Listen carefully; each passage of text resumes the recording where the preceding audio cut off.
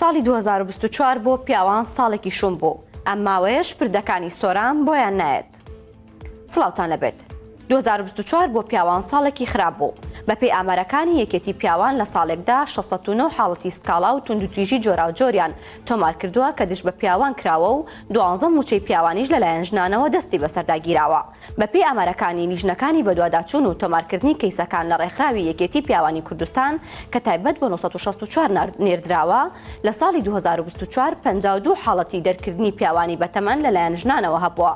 لە ئامارەکەدا ئەوەش خراوەتە ڕوو کە لەلایەن ژنانەوە 12 موچەی پیاوان دەستی بەسەرداگیراوە و 213 حاڵەتی دەست بەسەراگرتنی منداڵ و بێبەشکردنی بە ئەوگ لە بینینیان تۆمار کراوە.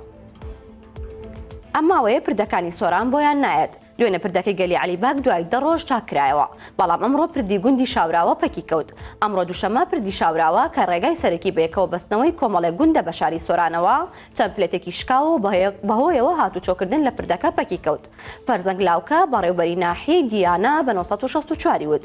دوای شکانی پلێتەکان پردەکە بەڕووی شۆفێراندا داخراوە، چونکە مەترسی کەوتنی پردەکە هەیە و لە ئێستادا تیمەکانی پاراستن و چاکردنەوەی ڕێگاوبانی سۆران سەرقاڵی چارەسەرکردنین، بەڵام بە ئەگەرێکی زۆرەوە کارەکانی تەواو نابێت. ئەوەش لە کاتێکدایە 11 ڕۆژ لەمەوبەر بەشێکی پردی گەلی عەلیبەک داکەوت و بەهۆیەوە ڕێگای سەرەکی سۆران پەکی کەوت. شۆفێرانی ئۆتۆمبیلە کەپسەکانی دەواازەی نێودەوڵەتی پەروێزخان گربوونەتەوە. دەڵێن بە ناوی باری ترانزیتەوە بارەکانیان کەمی کردووە. ئەو شۆفێرانە بە هەردوو هێڵی شیمالی و جنوبیەوە ژمارەیان نزیکەی 400 کەس دەبێت و وەک خۆیان دەڵێن ڕۆژانە نزیکەی 15 باریان هەیە. بەڵام لە بەرامبەردا نزیکەی 30 باری ترانزیت لە ئێرانەوە دێتە دیوی هەرێمەوە.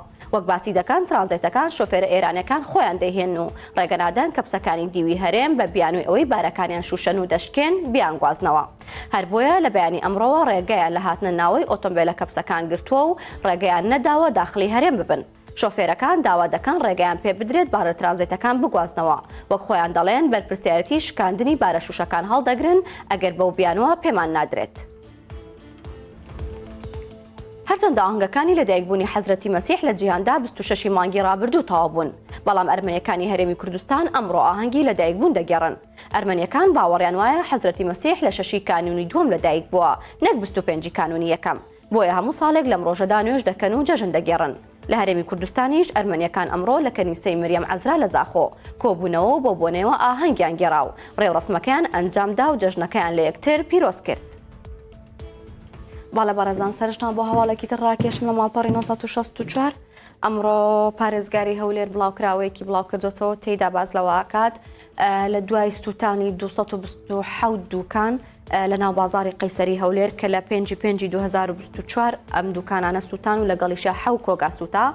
ئەمڕۆ ئەوەیان ڕاگەیاندووە کە 105 دوکان بە تەواوەتی نۆژەنکردنەوەکەیان تەواو بۆ دوکاندارەکان دەتوانن دوکانەکان وەربگرنەوە و بڕۆنەوە ناو دوکانەکان. ئەو بەشەکەمەشی ماوە لە بەشی کۆتایی چاکردنەوەکەیەتی و بەم زوانە بازارەکە و دوکانەکان بەڕووی هاوڵاتیانە ئاکرێتەوە. هەواڵەکانم پێشکەشکردن هەر شاد بن.